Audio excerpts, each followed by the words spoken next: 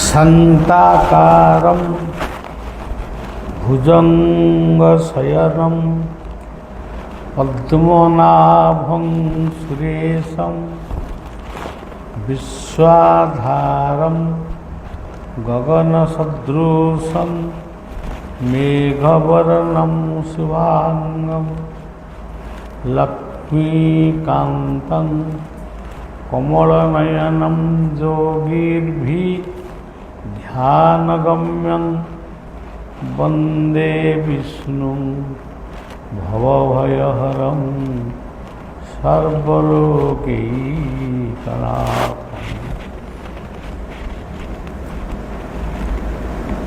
शिशु अनंतर पवित्र पीठरे पवित्र आश्रम प्रांगण रे पवित्र क्षेत्र रे आमे नित्य नैमित्य संध्या प्रार्थना परे अल्प समय हो बा बेसी समय हो आमे गोटे सत्संग करिता किंतु सत्संग को जो माने सुनती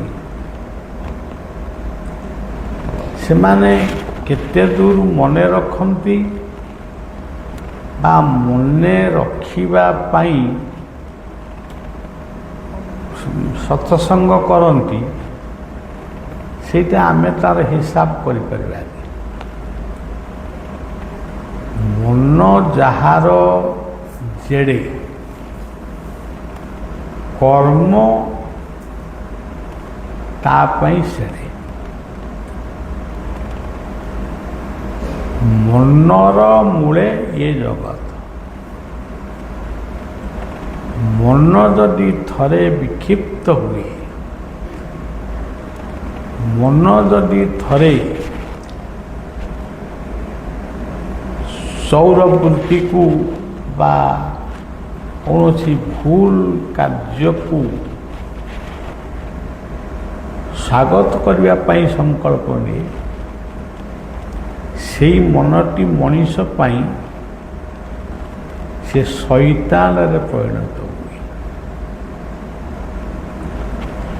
सेथिपाई मनर विपरीत शब्द होची नम।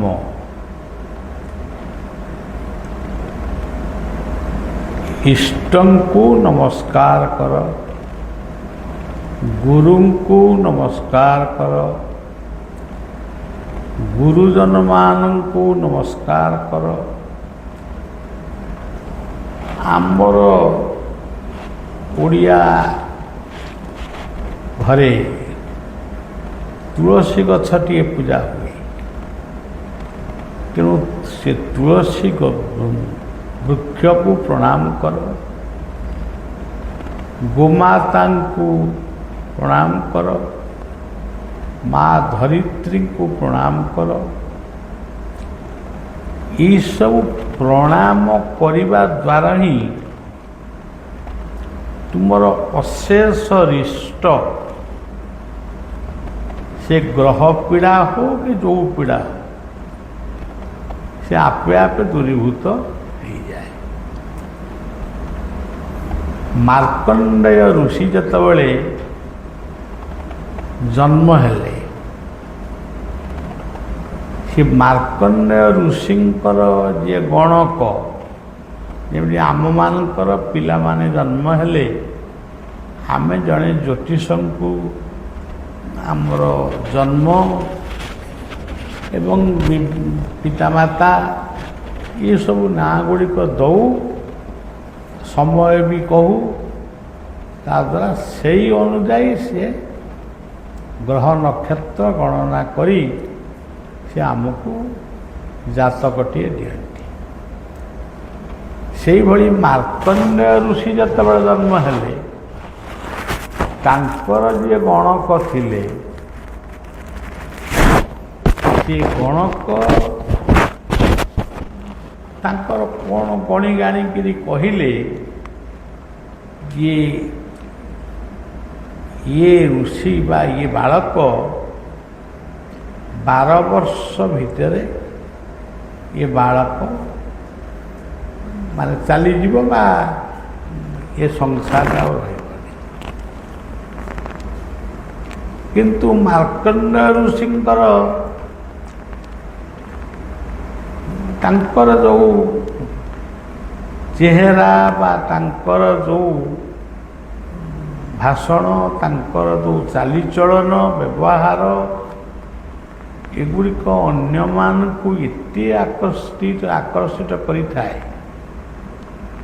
ସମସ୍ତେ ସେଇ ମାର୍କଣ୍ଡେୟ ଋଷିଙ୍କର ଆୟୁଷ୍ମାନ ବା ଆୟୁଷ ବର୍ଦ୍ଧିତ ହେଉ, ଇଏ କଥାଟି ସମସ୍ତେ ପ୍ରାୟ କହନ୍ତି। ତେବେ ମାର୍କଣ୍ଡେୟ ଋଷିଙ୍କର ଇଏ ରିଷ୍ଟାରିଷ୍ଟ ଏଇ ଯେଉଁ ଗ୍ରହ ପୀଡ଼ା ଇଏ କେମିତି ଖଣ୍ଡନ ହେବ, ସେଥିପାଇଁ ଗୋଟେ ବିଚାର ବିମର୍ଶ ମଧ୍ୟ ବସିଲା। ସିଏ ବିଚାର ଭିତରେ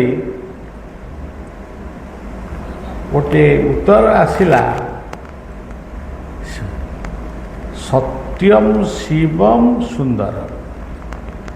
ଶିବଙ୍କର ମନ୍ଦିରଟି ଯେଉଁଠି ଥିବ, ମାର୍କଣ୍ଡେୟ ସେଇଠିକି ଯିବେ, ଶିବଙ୍କୁ ପ୍ରଣାମ କରିବେ ଏବଂ ସେ ମନ୍ଦିର ବାହାରେ ଠିଆ ହେବେ।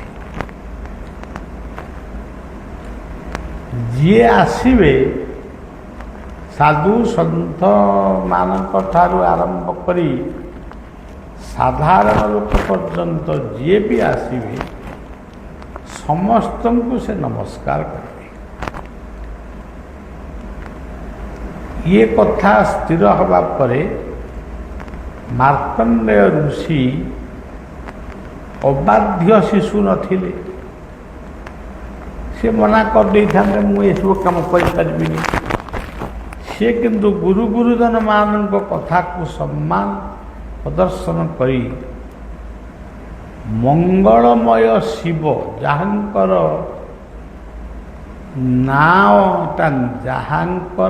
ନାଁର ଅର୍ଥ ହେଉଛି ମଙ୍ଗଳ ବା ଶୁଭ। ଶିବ କହିଲେ ବେଦ, ଶିବ କହିଲେ ଶୁଭ, ଶିବ କହିଲେ ମଙ୍ଗଳମୟ। ତେଣୁ ଶିବ ଶିବ ଶିବ ଶିବ ଯଦି ଜଣେ ସବୁଦିନେ ବି କିଛି ସମୟ କହେ, ସେ ମଧ୍ୟ ଶିବ କୃପା ଲାଭ କରେ। ତେଣୁ ମାର୍କଣ୍ଡେୟ ଋଷିଙ୍କର ସେଇ କଥାଟି ଥିଲା, ଯାହାଙ୍କୁ ଦେଖିବେ ଓମ୍ ନମ ଶିବାୟ କହି ନମସ୍କାର। ଏଇ ଯେଉଁ ନମସ୍କାରଟି ନମ୍ରତା ଗୁଣ ନ ରହିଲେ ଆମେ ନମସ୍କାର ଯାହାକୁ କଲେ ବି ତାର କିଛି ଲାଭ ନାହିଁ। ତେଣୁ ନମ୍ରତା ଗୁଣରେ ସେ ନମସ୍କାର କରୁଛନ୍ତି ଶିବଙ୍କ ଭାବନାରେ। ଯାହାଙ୍କୁ ନମସ୍କାର ସେ କରୁଛନ୍ତି ସମସ୍ତଙ୍କର ପାଟିରୁ ଗୋଟିଏ କଥା ବାହାରୁଛି, ଆୟୁଷ୍ମାନ ଭବ, ତୁମେ ଦୀର୍ଘାୟୁ ହୁଅ, ବହୁତ ଦିନ ପର୍ଯ୍ୟନ୍ତ ତୁମେ ସଂସାରରେ ବଞ୍ଚିକିରି ରୁହ, ତୁମେ ଦିବ୍ୟ ଜ୍ଞାନୀ ହୁଅ, ଦିବ୍ୟ ମଣିଷ ହୁଅ। ଏଇ କଥାଟା ସମସ୍ତେ ତାଙ୍କୁ ଆଶୀର୍ବାଦ କରନ୍ତି। ଏମିତି ସମୟର ସ୍ରୋତରେ ବୟସ ହଜିଯାଏ। ବୟସ ହଜିବା ସହିତ ଆୟୁଷ ମଧ୍ୟ ସରିଯାଏ। ଆଜି ଯିଏ ବାଲ୍ୟ, କାଲି ସେ ଜଣେ ଯୁବକ, ତାପରେ ସେଇ ଲୋକଟି, ତାପରେ ଗୋଟେ ବାର୍ଦ୍ଧକ୍ୟ, ଏମିତି ତ ସଂସାରର ଇଏ ନିୟମଟା ସବୁବେଳେ ରହିଛି। କିନ୍ତୁ ଶାସ୍ତ୍ରରେ ସବୁବେଳେ ଆମକୁ ନିର୍ଦ୍ଦେଶ ଦିଆଯାଇଅଛି, ବିଛଣାରୁ ଉଠିଲେ ନମସ୍କାର କର। ନମସ୍କାରର ଅଧିକାରୀ କେହି ସାଧାରଣ ମଣିଷ ନୁହନ୍ତି। ତୁମେ ଯେଉଁଠି ଯେତେ ଥର ଯାହାଙ୍କୁ ନମସ୍କାର କରିବ, ସିଏ ନମସ୍କାରଟି ଯାଇ ଭଗବାନଙ୍କ ନିକଟରେ ନିଶ୍ଚିତ ପହଞ୍ଚିବ। ଆକାଶାତ୍ ପତିତଂ ତୋୟଂ ଯଥା ଗଚ୍ଛତି ସାଗରେ ସର୍ବଦେବ ନମସ୍କାରଂ କେଶବ ପଟିଗଚ୍ଛତି। ତେଣୁ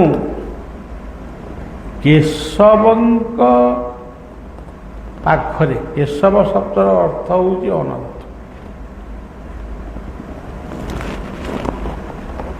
କ କହିଲେ ଜଳ, ଶବ କହିଲେ ଗୋଟେ ଶରୀର। ତେଣୁ ଯିଏ ଜଳକୁ ଆଶ୍ରୟ କରି ଅଛନ୍ତି ସିଏ ହେଉଛନ୍ତି କେଶ। ଆଜିକାଲି ସବୁ ଯେମିତି ଆପଣ ଦେଖୁଛନ୍ତି, ଯାହା ନାଁଟା ଯାହା ହେଲା ସିଏ ନିଜେ ହିଁ ପ୍ରଚାର କଲା, ଅନ୍ୟମାନଙ୍କୁ ବି କହିଲା ଯେ ମୁଁ ହେଉଛି ଅନନ୍ତ, କି ମୁଁ ହେଉଛି କେଶବ, ମୁଁ ହେଉଛି କୃଷ୍ଣ। ଏଇସବୁ କଥା ଆଜିର ଏଇ ଦୁନିଆରେ ଚାଲିଛି, ଯେଉଁଗୁଡ଼ାକରେ କିଛି ମୂଲ୍ୟ ବି ନାହିଁ। ବରଂ ତୁମେ ଯେଉଁ ନାଁଟାକୁ ପାଇଛ, ସେଇ ନାମଟାକୁ ଯଦି ତୁମେ ବାରମ୍ବାର ଉଚ୍ଚାରଣ କରିବ, ତାହେଲେ ବି ତୁମେ ବିଭୁ କୃପା ଲାଭ କରିବ। ଆଉ ମୋ ନାଁ କେଶବ ହେଲା ବେଳକୁ ଯଦି ମୁଁ ବୁଲିକିରି କହିବି ମୁଁ ହେଉଛି ନିଜେ ସ୍ୱୟଂ କେଶବ କି ଗୋବିନ୍ଦ କି ଗୋପାଳ, ଯିଏ ଯାହା କହିବ, ସେ କଥା କହିଲେ ବି କିଛି କିଛି ଫରକ କିଛି ପଡ଼ିବନି। ଇଏ ବର୍ତ୍ତମାନ ସମସ୍ତଙ୍କୁ ନମସ୍କାର କରୁଛନ୍ତି, ସମସ୍ତଙ୍କର ଆଶୀର୍ବାଦ ତାଙ୍କ ଉପରେ ପଡ଼ୁଛି ଏବଂ ସେ ଆଶୀର୍ବାଦ ହେଉଛି ତମେ ଆୟୁଷ୍ମାନ ଭବ, ଦୀର୍ଘାୟୁ ଭବ, ଅନେକ ବର୍ଷ ପର୍ଯ୍ୟନ୍ତ ତୁମେ ବଞ୍ଚି ରୁହ। ସମୟ ଆସିଲା, ତାଙ୍କର ଯେଉଁ ବୟସରେ ସେ ଦୁନିଆରୁ ବିଦାୟ ନେବେ ବୋଲି ଗଣକମାନେ କହିଥିଲେ, ସେଇ ବର୍ଷଟି ଆସି ପହଞ୍ଚିଲା। ସେଇ ବର୍ଷର ଶେଷ ଦିନ ବି ଆସି ପହଞ୍ଚିଲା, ଯେଉଁ ଦିନ ସେ ବର୍ଷ ଶେଷ। କିନ୍ତୁ କେଶବଙ୍କର ସେତେବେଳକୁ ମୃତ୍ୟୁ ପାଇଁ ଦୁଃଖ ନଥାଏ କି ଜନ୍ମ ପାଇଁ ସୁଖ ନଥାଏ। ସିଏ ଦୀର୍ଘାୟୁ ହେଇ ଅତ୍ୟନ୍ତ ଆନନ୍ଦର ସହିତ ସେ ବିଚରଣ କରୁଥାନ୍ତି।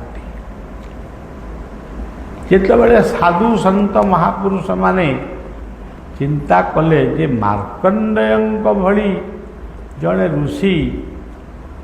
ଋଷି ପ୍ରତିମ ଅଳ୍ପ ବୟସର ହେଲେ ବି ସେ ଋଷି ପ୍ରତିମ, ତେଣୁ ସିଏ ଯଦି ଦୁନିଆରୁ ଚାଲିଯିବେ ତାହେଲେ ଆଉ ସଂସାରରେ ଦିଗ୍ଦର୍ଶନ କିଏ କାହାକୁ ଦେବ? ତେଣୁ ସମସ୍ତେ ମାର୍କଣ୍ଡେୟ ଋଷିକୁ ଦେଖିବାକୁ ଆଇଲେ, ସେ ବଞ୍ଚିଛନ୍ତି କି ଦୁନିଆରୁ ଯାଇଛନ୍ତି। କିନ୍ତୁ ସେତେବେଳେ ମାର୍କଣ୍ଡେୟ ଯେତିକି ଶୋଭା ଦେଖାଯାଉଥିଲେ, ତେଜିଆନ ଦେଖାଯାଉଥିଲେ, ତାର ବହୁ ଗୁଣରେ ସେ ତେଜିଆନ ବା ଶକ୍ତିବାନ ହେଇ ସେ ପୁଣି ସବୁ ସାଧୁ ସନ୍ଥ ଦେବତା ଯିଏ ଆଇଲେ ତାଙ୍କୁ ବି ପୁଣି ନମସ୍କାର କରି ପୁଣି ଆଶୀର୍ବାଦ ଭିକ୍ଷା କଲେ। ତେଣୁ ସେଠି ମାର୍କଣ୍ଡେୟଙ୍କର ପାପ ବା ପୂର୍ବଜନ୍ମର ପ୍ରାରବ୍ଧ ସେଠି ଖଣ୍ଡନ ହେଲା। ମାର୍କଣ୍ଡେୟ ହଜାର ହଜାର ବର୍ଷ ଧରି ପ୍ରଳୟ ଜଳ ଭିତରେ, ଚାରିଆଡ଼େ ପ୍ରଳୟ, ଘର ଦ୍ୱାର ପଛପଛ କିଛି ନାହିଁ। ଏମିତି ଗୋଟେ ସମୟ ବି ଆସେ, ସେ ପ୍ରଳୟ ଜଳ ଭିତରେ କେବଳ ମାର୍କଣ୍ଡେୟ ହିଁ ଥାନ୍ତି, ଆଉ ସବୁ ବୁଡ଼ି ଯାଇଛି। ମାର୍କଣ୍ଡେୟ ପୁଣି କେଉଁଠି ଥାନ୍ତି? ଗୋଟିଏ ବରଗଛର ପତ୍ର ଦେହରେ ମାର୍କଣ୍ଡେୟ ଗୋଟେ ସୂକ୍ଷ୍ମ ରୂପ ହେଇ, ଯେମିତି ଗୋଟେ ଜୁଳୁଜୁଳିଆ ପୋକ କି କେମିତି ଗୋଟେ ଛୋଟ ପୋକ ଭଳିଆ ହେଇ ସେଇ ବଟପତ୍ର ଭିତରେ, ବଟସ୍ସ ପତ୍ରସ୍ସ ପୁଟେ ଶୟନମ୍, ତେଣୁ ସେ ପତ୍ର ଭିତରେ ଉପରେ ରହି ସେ କେବଳ ସେ ସମୁଦ୍ର ଭିତରେ ଭାସୁଥିଲେ। ତେଣୁ ଏକମାତ୍ର ସୃଷ୍ଟିରେ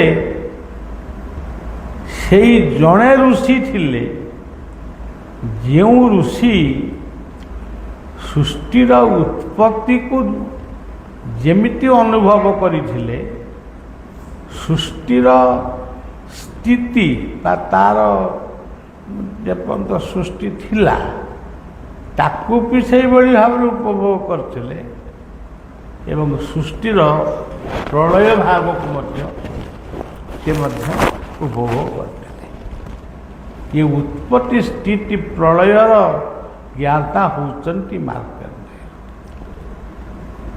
ଆମର ସଙ୍ଗୀତଜ୍ଞମାନେ ପଢ଼ନ୍ତି, ମାର୍କଣ୍ଡେୟ ଋଷି ଯାଉଥିଲେ ଭାତି, ଉଦ୍ଧରି ଧରିଲ ବଟପତ୍ରେ। ତେଣୁ ଇଏ ସବୁ ବିଚିତ୍ର ଲୀଳା। ଯେଉଁ ଉପାଖ୍ୟାନ ଗୁଡ଼ିକ ଆମେ ପଢ଼ୁଛୁ ବା ଶୁଣୁଛୁ, ସେଥିରେ ସବୁଯାକ କପୋଳ କଳ୍ପିତ ବା ମିଥ୍ୟା, ସେ କଥା କେବେ ନୁହେଁ। ହଁ, 2 ପ୍ରକାରର ମିଥ୍ୟା ଥାଇପାରେ, କିନ୍ତୁ 10 ପ୍ରକାର ସତ୍ୟତା ଅଛି। ସେଥିପାଇଁ ବଟ ଆଉ ଅଶ୍ୱସ୍ଥଙ୍କୁ ପୂଜା କରାଯାଏ। ବଟ ଅଶ୍ୱସ୍ଥ ଗଛକୁ ଛେଦନ କରିବା ପାଇଁ ମନା କରାଯାଏ। କାହିଁକି ନା ଓସ୍ତ ଗଛ ବଞ୍ଚିବା ପାଇଁ ସେ ବେଶୀ ଅମ୍ଳଜାନ ଆମକୁ ଦିଅନ୍ତି, ବଟ ବୃକ୍ଷ ମଧ୍ୟ ଦିଅନ୍ତି। ତେଣୁ ବଟ ଆଉ ଅଶ୍ୱସ୍ଥଙ୍କୁ ବରକନ୍ୟା ସଜେଇ କିଛି ଗୁହି ଲୋକ ବା କିଛି ବିଜ୍ଞ ଲୋକ ତାଙ୍କୁ ବିବାହ ଘର କରନ୍ତି, ତାଙ୍କ ବିବାହ ଉତ୍ସବ ହୁଏ। ଏବେ ସେ କଥା କାହିଁକି ମୁଁ ଦେଖୁନି, କିନ୍ତୁ ବହୁତ ଜାଗାରେ ହୁଏ। ତାଦ୍ୱାରା ଅପୁତ୍ରିକ ବା ନିସନ୍ତାନୀ ବ୍ୟକ୍ତିମାନେ ସନ୍ତାନ ପ୍ରାପ୍ତ ହୁଅନ୍ତି ଏବଂ ଭଗବତ କୃପା ବି ଲାଭ କରନ୍ତି।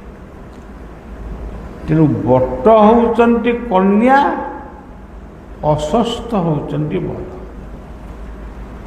ଏଇଭଳି ଭାବରେ ଗୋଟିଏ ସନାତନ ଧର୍ମରେ ଏଇଭଳିଆ ଗୋଟେ ଉପାଖ୍ୟାନ ଅଛି। ଭଗବାନ ବୁଦ୍ଧ ମଧ୍ୟ ଅଶ୍ୱସ୍ଥ ବୃକ୍ଷ ମୂଳରେ ବସି ସେ ସିଦ୍ଧି ଲାଭ କରିଥିଲେ, ସିଏ ବୁଦ୍ଧତ୍ୱକୁ ଲାଭ କରିଥିଲେ। ସିଏ କହିଥିଲେ, ଦୁନିଆରେ ଆଉ କେହି ନାହିଁ, ସତ୍ୟଂ ଶରଣଂ ଗଚ୍ଛାମି, ସତ୍ୟର ଶରଣ ଯାଅ। ତାପରେ କହିଥିଲେ ବୁଦ୍ଧଂ ଶରଣଂ ଗଚ୍ଛାମି। ବୁଦ୍ଧ କହିଲେ ସେ ନିଜକୁ କହୁଥିଲେ ତା ନୁହେଁ, ବୁଦ୍ଧ କହିଲେ ଜ୍ଞାନୀ, ବିଜ୍ଞାନୀ। ତେଣୁ ଏସବୁ କଥାର ରହସ୍ୟ ସୁନ୍ଦର। ତେଣୁ ଶିଶୁ ଅନନ୍ତ ହେଉଛନ୍ତି ସେଇ ମାର୍କଣ୍ଡେୟଙ୍କର ଅବତାର କହିଲେ ବି ଭୁଲ ହେବନି। ତାର କାରଣ ହେଉଛି ମାର୍କଣ୍ଡେୟ ଋଷି ଗୋଟେ ସୂକ୍ଷ୍ମ ରୂପ ହେଇ, ଯେଉଁ ସୂକ୍ଷ୍ମ ରୂପଟାକୁ ଆମେ ଚିନ୍ତା ହିଁ କରିପାରିବାନି ସେ ସୂକ୍ଷ୍ମ ରୂପଟା କେତେ ଛୋଟ। ଗୋଟେ ଛୋଟିଆ ରୂପ ହେଇ ସମୁଦ୍ର ଜଳ ଭିତରେ ଗୋଟେ ବଟ ଗଛର ପତ୍ର ଦିହରେ ସେ ଭାସି ଭାସିକିରି ଯାଉଥିଲେ। ସେ ସୃଷ୍ଟିର ପୁନରୁଦ୍ଧାର ପାଇଁ ବା ସୃଷ୍ଟିର ପୁନର୍ଜନ୍ମ ପାଇଁ ସେ ମଧ୍ୟ ପ୍ରାର୍ଥନା କରୁଥିଲେ। ତେଣୁ ଶିଶୁ କହିଲେ ସୂକ୍ଷ୍ମ, ଯେ କ୍ଷୁଦ୍ରାତି କ୍ଷୁଦ୍ର। ଆମେ ଦେଖୁଛୁ, ଆମେ ଏଠି ଯେଉଁ ଶିଶୁ ଅନନ୍ତଙ୍କୁ ମୂର୍ତ୍ତି କରିକିରି ପୂଜା କରୁଛୁ, କିନ୍ତୁ ଶିଶୁ ଅନନ୍ତ ପ୍ରକୃତ ଗୋଟେ ମୂର୍ତ୍ତି ଭିତରେ କି ଗୋଟେ ମନ୍ଦିର ଭିତରେ ସେ ଆବଦ୍ଧ ନୁହନ୍ତି। ଆମେ ଗୋଟେ ମୂର୍ତ୍ତି କରିଛୁ, ଆମେ ଗୋଟେ ଜାଗା ସ୍ଥିର କରିଛୁ, ଯେଉଁ ଜାଗାରେ ଆମେ ଶିଶୁ ଅନନ୍ତଙ୍କ ଉଦ୍ଦେଶ୍ୟରେ ପୂଜା କରିବୁ, ପ୍ରାର୍ଥନା କରିବୁ, ସବୁକିଛି କରିବୁ। ଶିଶୁ କହିଲେ ସୂକ୍ଷ୍ମ, ଆଉ ଅନନ୍ତ କହିଲେ ଯିଏ ହେଉଛନ୍ତି ବ୍ୟାପକ, ଯାହାକୁ ତମେ କଳ୍ପନା କରିପାରିବନି। ତୁମେ ପୃଥିବୀର ଯେଉଁ ଜାଗାରେ ଠିଆ ହେବ, ଯେଉଁ ଜାଗାରେ ତୁମେ ଠିଆ ହେବ, ସେଇ ଜାଗାରୁ ଯଦି ଆକାଶକୁ ଅନେଇବ, ସେ ଆକାଶର ଶେଷଟା ତମେ ଦେଖିପାରିବନି। ତୁମକୁ ଦେଖାଯିବ ଆକାଶଟା ଯେମିତି କିଛି ବାଟ ଗଲା ପରେ ସେ ବୋଧେ ପୃଥିବୀକି ନଇଁ ଆସିଛି, କିନ୍ତୁ ସେ ପ୍ରକୃତରେ ବିରାଟ। ସେଇ ଶିଶୁ ଅନନ୍ତଙ୍କର ରୂପ ବିରାଟ, ନାମ ବିରାଟ, ତାଙ୍କ ଖ୍ୟାତି ବିରାଟ, ତାଙ୍କର ସବୁ ବିରାଟ। ସେଥିପାଇଁ ତାଙ୍କୁ ବଡ଼ ଠାକୁର ବୋଲି କୁହାଯାଏ। ଏଇ ଶିଶୁ ଅନନ୍ତ ହେଉଛନ୍ତି ସ୍ୱୟଂ ବଳଦେବ, ସ୍ୱୟଂ ଜଗନ୍ନାଥ, ସ୍ୱୟଂ ସୁଭଦ୍ରା, ସ୍ୱୟଂ ସୁଦର୍ଶନ। ଇଏ ଚତୁର୍ଦ୍ଧା ମୂର୍ତ୍ତିଙ୍କୁ ଯିଏ ପ୍ରତ୍ୟେକ ଦିନ ସ୍ମରଣ କରେ, ତୁମେ କହିବ ଗୋଟେ ମୂର୍ତ୍ତିକି କାହିଁକି ଆମେ ଏତେ ଧ୍ୟାନ କରିବୁ, ଗୋଟେ ଏମିତି କାହା ମନରେ ବି ଆସୁଥିବ। ମୂର୍ତ୍ତିକି କେହି ଧ୍ୟାନ କରୁନାହାନ୍ତି। ଆପଣମାନେ ଜାଣନ୍ତୁ, ଆମ କିଆରିରେ ବର୍ତ୍ତମାନ ଧାନ ବୁଣା ହେଲାଣି। କିଆରିରେ ଧାନ କାହିଁକି ବୁଣା? ଧାନ ତ ଗୋଟେ ଛୋଟ ଶସ୍ୟ, ସିଏ ପୁଣି ବୁଣା ହେଉଛି ବିଲରେ। ସେ ଯେଉଁ ବୁଣା ହେବା ପରେ ସେଇ ଗୋଟିଏ ଧାନ କେତେ ଗୁଡ଼ିଏ ଧାନ ସୃଷ୍ଟି ହେଲା। ସେ କେତେ ଗୁଡ଼ିଏ ଧାନ ଏକତ୍ର ହେଇ ସିଏ ପୁଣି ସଂସାରରେ ହଜାର ହଜାର ମଣିଷ, ହଜାର ହଜାର ଲକ୍ଷ ଲକ୍ଷ କୋଟି କୋଟି ମଣିଷକୁ ସେ ବଞ୍ଚିବା ପାଇଁ ଖାଇବାକୁ ଦେଉଛି। ଆପଣ ଟିକେ ଛୋଟିଆ କଥାଟିଏ ଆପଣମାନଙ୍କ କଥା ମନେ ପକାନ୍ତୁ। ବର୍ତ୍ତମାନ ସେ କ'ଣ ଗୋଟେ ଦିଆହେଉଛି ଚାଉଳ, ସମସ୍ତଙ୍କ ଘରେ ଚାଉଳ, ମାନେ ଏତିକି କିଲେ ଚାଉଳ ମିଳିବ। ଭାରତ ଗୋଟେ କେଡ଼େ ବଡ଼ ଦେଶ, 100 କେତେ କୋଟିର ଦେଶ ହେଉଛି ଭାରତ। ଏ 100 କୋଟି ଦେଶର ଜନତାଙ୍କୁ ସେ ଚାଉଳ ଯୋଗାଇ ପାରୁଛନ୍ତି। ସେ ପୁଣି ମୁଠାଏ ନୁହଁ କି 2 ମୁଠା ନୁହଁ, 5 କିଲୋ 3 କିଲୋ ଦିଆଯାଇପାରୁଛି। ଖାଲି ସେଇଟା ବି ଦିଆହେଉନି, ତା ସହିତ ଆଉ ବି କେତେ କଥା ଦିଆହେଉଛି। ତେଣୁ ଏଇଟା କେତେ ବିରାଟ କଥା, ତାକୁ ଆମେ କଳ୍ପନା କରିପାରିବାନି। ତେଣୁ ଶିଶୁ ଅନନ୍ତ ହେଉଛନ୍ତି ସେଇ ଯିଏ ଅସୀମ, ଅନନ୍ତ, ଅବ୍ୟକ୍ତ, ଅଲେଖ, ଅଚ୍ୟୁତ। ସିଏ ହେଉଛନ୍ତି ସେଇ ଶକ୍ତିର ଅଧିକାରୀ। ତୁମେ ତାକୁ ସୂକ୍ଷ୍ମ ରୂପରେ ଚିନ୍ତା କରୁଛ, ଗୋଟେ ଧ୍ୟାନ କଲ, ପଦ୍ମାସନ କରି ବସିଲ, ନାସାଗ୍ରକୁ ବା ହୃଦୟକୁ ଧ୍ୟାନ କଲ, ସେଇଟା ହେଲା ଗୋଟେ ଧ୍ୟାନ। ସେ ଯେତେବେଳେ ଦର୍ଶନ ଦେବେ, ସେ ଦର୍ଶନଟା ହେଉଛି ସୂକ୍ଷ୍ମ। ଗୋଟେ ଗୋଟେ ଜୁଳୁ ସେଇ ଯେଉଁ ପୋକଟା ନାଁ କହୁଛି, ଗୋଟେ ଛୋଟିଆ ପୋକ ଭଳି ଗୋଟେ ଜ୍ୟୋତି ଦେଖାଯିବ।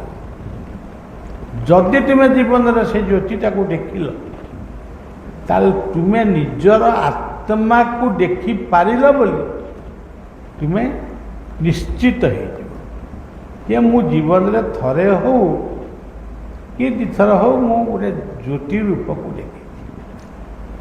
ଇଏ କଥା ଏକ କପୋଳକଳ୍ପିତ କଥା ନୁହେଁ। ଯେଉଁମାନେ ଏହାକୁ ଅନୁଭବ କରିଛନ୍ତି ସେଇମାନଙ୍କ ଠାରୁ ଆମେ ଶୁଣିଛୁ ଏବଂ ଆମେ ମଧ୍ୟ ଅନୁଭବ କରିଛୁ। ତେଣୁ ଆମେ ଭାବିପାରିବା ନାହିଁ ଯେ ଏତେ ସୂକ୍ଷ୍ମ ଜ୍ୟୋତି ସେ ପୁଣି ଏଡ଼େ ବଡ଼ ସଂସାରକୁ କେମିତି ଚଳାଉଛି। ଥରେ ରାମ ଗୋଟେ ନିଆଳି ଅଞ୍ଚଳର ଜଣେ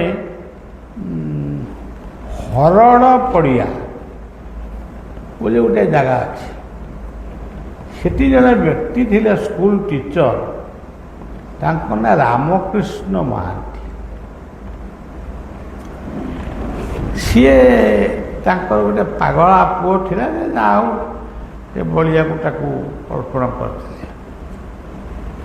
କଥା ପ୍ରସଙ୍ଗରେ ଦିନେ ସେ କହିଲେ ଯେ ଏଇ ରଥ ଦାଣ୍ଡରେ ଗୋଟାଏ ବର୍ଷ ମୁଁ ନବକଳେବର ଦେଖିବାକୁ ଆଇଥିଲି। ଯେତେବେଳେ ନବକଳେବର ଆସିଲି, ମୁଁ ଦେଖିଲି କେଉଁଠି ସୋରିଷଟାଏ ପକାଇବା ପାଇଁ ଆଉ ଜାଗା, ମଣିଷ ମାନେ ଖୁନ୍ଦି ହେଇକି ଅଛି। ମୁଁ ଭାବିଲି ଇଏ ଏତେ ମଣିଷ, ତା ଦେହରେ ପୁଣି ତିନିଟା ରଥ ପୁଣି ମାନେ ଗଡ଼ିବ ବା ଚାଲିବ, ତାକୁ ଟାଣିବ କିଏ, ଚାଲିବ କେମିତି, ଇଏ କି କଥା। ସେଠି ଜଗନ୍ନାଥ ଚାହିଁବେ ତ ଚାଲିବ, ନହେଲେ ରଥ ସେଇଠି ବନ୍ଦ। ଏଇ କଥାକୁ ଭାବି ସେ ଜଗନ୍ନାଥଙ୍କ ଉଦ୍ଦେଶ୍ୟରେ ଯେତେବେଳେ ପ୍ରଣାମ କରି ଆଖି ଫିଟେଇଛନ୍ତି, ସେ ଦେଖିଲେ ଯେମିତି ଆପଣମାନଙ୍କର ବାହାଘର ବ୍ରତଘରରେ ଗୋଟେ ଏଇଟା ଗୋଟେ କ'ଣ ବାଣ ଫୁଟେ, ଖଇ ଭଳିଆ ସେ ବାଣଟା ଫୁଟେ, ସେମିତିକା ଗୋଟେ ବାଣ ସତ୍ୟ ଯେମିତି ସେ ତିନି ଠାକୁରଙ୍କ ଭିତରୁ, ତିନି ରଥ ଭିତରୁ ଗୋଟେ ଝରଝରିଆ ଆଲୋକ ଯେମିତି ବାହାରୁଛି। ସେ ବାହାରୁଛି ସାଙ୍ଗେ ସାଙ୍ଗେ ପୁଣି ବିଲୀନ ହେଇଯାଉଛି। ପୁଣି ଆଉ ଥରେ ଯେତେବେଳେ ଦେଖୁଛନ୍ତି ସେ ଆଣି ହେଉଛି, ଆଉ ଥରେ ଯେତେବେଳେ ଦେଖୁଛନ୍ତି ସେ ଆଣି ହେଉଛି।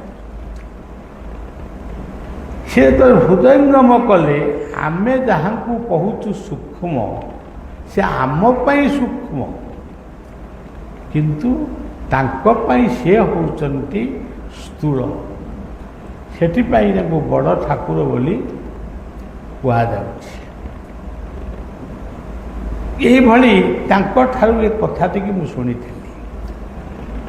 ତେଣୁ ଆମର ସବୁ ସେ କଥାର କିଛି ଅନୁଭବ ବି ଅଛି, ଆମେ ବି ପରିଷ୍କାର ଦେଖିଛୁ। ତେଣୁ ଦେଖୁ ନ ଦେଖୁ ଏଇ ଯେଉଁ ପବିତ୍ର ମୂର୍ତ୍ତି ଶିଶୁ ଅନନ୍ତ, ଏଇ ଶିଶୁ ଅନନ୍ତ ଦିନେ ରାଜା ହେବେ, ପ୍ରଜା ପାଳନ କରିବେ, ରାଜକାର୍ଯ୍ୟକୁ ନିୟନ୍ତ୍ରଣ କରିବେ ସମଗ୍ର ପୃଥିବୀରେ, ଭାରତବର୍ଷ ନୁହେଁ। ଆମେ ମୂର୍ତ୍ତି ପୂଜା କରୁଛୁ ବୋଲି ଅନେକ କହୁଛନ୍ତି ମୂର୍ତ୍ତି ପୂଜାଟା କରୁଛନ୍ତି। ଆମେ ଆମର କଲୁ, ତମର କ'ଣ ଗଲା? ଆମେ ଆମର ତମେ ତମର ଧର କିଏ ଜଣେ ମସଜିଦରେ ଡାକୁଛି, କିଏ ଜଣେ ଚର୍ଚ୍ଚରେ ଡାକୁଛି, କିଏ ଜଣେ ଗୁରୁଦ୍ୱାରରେ ଡାକୁଛି। ଆଉ ସେ ଡାକୁଛନ୍ତି କାହିଁକି? ଯଦି ଡାକିଲେ ତାହେଲେ ସେଇଟାକୁ ମସଜିଦ ବୋଲି କୁହାଗଲା କାହିଁକି? ତାକୁ ଚର୍ଚ୍ଚ ବୋଲି କାହିଁ କୁହାଗଲା? ତାକୁ ଗୁରୁଦ୍ୱାର ବୋଲି କାହିଁ କୁହାଗଲା? ତୁମେ ହିଁ ସେ ସ୍ଥାନକୁ ନିର୍ବାଚନ କରିଛ। ଇଟା ଗୋଡ଼ି ପଥର ରଡ଼ ସବୁ ଆଣିଛ। ତୁମେ ହିଁ ମିସ୍ତ୍ରୀ ଡାକିକିରି, ରାଜମିସ୍ତ୍ରୀ ଡାକି ସିଏ ମାନେ ମସଜିଦ ତିଆରି କରିଛ, ମନ୍ଦିର ତିଆରି କରିଛ, ସବୁକୁ ତିଆରି କରିଛ। ପୁଣି ନିର୍ଦ୍ଦିଷ୍ଟ ସମୟରେ ତମେ ପ୍ରାର୍ଥନା କର, ତାକୁ ପୁଣି ତମକୁ କହିଲା କି ଏଇ ସମୟରେ ତମେ ପ୍ରାର୍ଥନା କରିବ। ଏ କଥାଟା ତମକୁ କିଏ କହିଲା? ଯିଏ କହିଛନ୍ତି ସେଇ ହେଉଛନ୍ତି ସର୍ବଶକ୍ତିମାନ, ଯାହାଙ୍କୁ ଆମେ କହୁଛୁ ପୂର୍ଣ୍ଣମଦ ପୂର୍ଣ୍ଣମିଦ ଇତ୍ୟାଦି। ତେଣୁ ଏଇଟା ବି ଆପଣମାନେ ମନେ ରଖନ୍ତୁ, କିଏ କାହାକୁ ମାନୁଛି ନ ମାନୁଛି, ଆଉ କାହା ନାଁରେ କ'ଣ ମାଲି ମୋକଦ୍ଦମା କରିବା ନା କ'ଣ କରିବା, ତା ତ ନୁହେଁ। କିନ୍ତୁ ଅନୁଭବ ବିନା ଜ୍ଞାନ ଯେତେ, ଅନୁଭବ ବିନା କର୍ମ ଯେତେ, ଜ୍ଞାନ ନ ଫଳେ କଥା। ଯାହାର ଅନୁଭବ ନାହିଁ, ଅନୁଭବ କରିବ ଯେ ଅନୁଭବ କରିବା ପାଇଁ ତ ଇଚ୍ଛା ଶକ୍ତି ଜାଗ୍ରତ ହେଲେ ହେବ। ମୁଁ ଗୋଟେ ଅନୁଭବ କରିବି, ମୋର ଧୈର୍ଯ୍ୟ ଦରକାର, ମୋର ଟିକେ ଏକାଗ୍ରତା ଦରକାର। ଆଉ କିଛି ନାହିଁ, କ'ଣ ତୁର୍ତୁର ଖୁରୁଖୁରୁ ହେଇଗଲେ ଅନୁଭବ ହେଇଯାଉଛି। ତେଣୁ ଏ ଦୁନିଆର ସମସ୍ତ ତତ୍ତ୍ୱ ଆରମ୍ଭ ହେଇଛି ଶୂନ୍ୟରୁ ଏବଂ ଲେଖା ହେଇଛି, ଲେଖା ଆରମ୍ଭ ହେଇଛି ଅକ୍ଷରରୁ।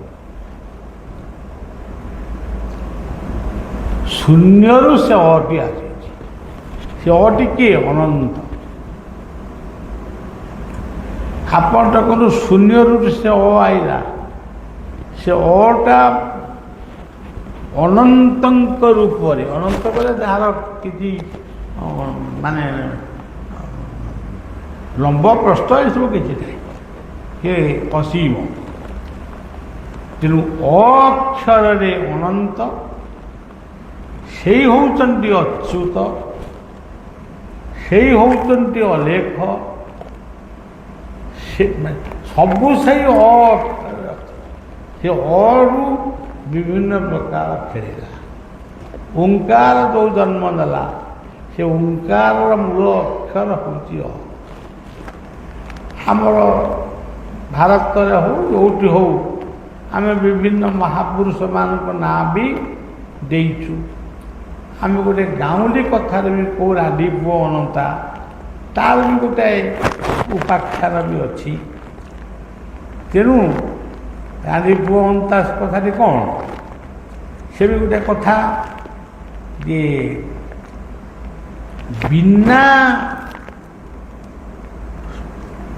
ବିନା ପୁରୁଷରେ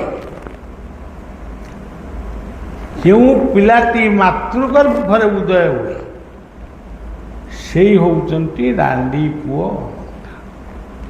ତାଙ୍କର କେହି ମରିନାହାନ୍ତି, କିନ୍ତୁ ମୃତ୍ୟୁବତ। ତାମାନେ ଆମେ ସମସ୍ତେ ଯୋଗମାୟାଙ୍କ ଠାରୁ ଜନ୍ମ ହେଇଛୁ। ଗୀତା ମଧ୍ୟ ସେୟା କହିଛନ୍ତି। ଏଇ ଅକ୍ଷରରେ ଆପଣ ଦେଖିବେ ଅଚ୍ୟୁତ, ଏଇ ଅକ୍ଷରରେ ଅଲେଖ, ଅନୁକୂଳ, ଅଭିରାମ, ଅନେକ ମହାପୁରୁଷମାନଙ୍କର ନାଁ तापरे गोटे सत्य जुगर जन्मदिन को आम कहूँ अक्षय तृतीया। तेणु को जी ठीक भाव जानी सी प्रकृत किसी बुझी धरतु आमको 40 वर्ष होगा ना एते गुड़ाक वर्ष कौ दिन होगा मैंने काली भाया लगुच वर्षक तले मु धूली खेलुली 40 वर्ष है पुणी गड़गला गोटे गोटे लोक घर को बढ़िया जाऊँगी बाबा आई 35 वर्ष तले एवं गोटे कहला गोटे बाबा आई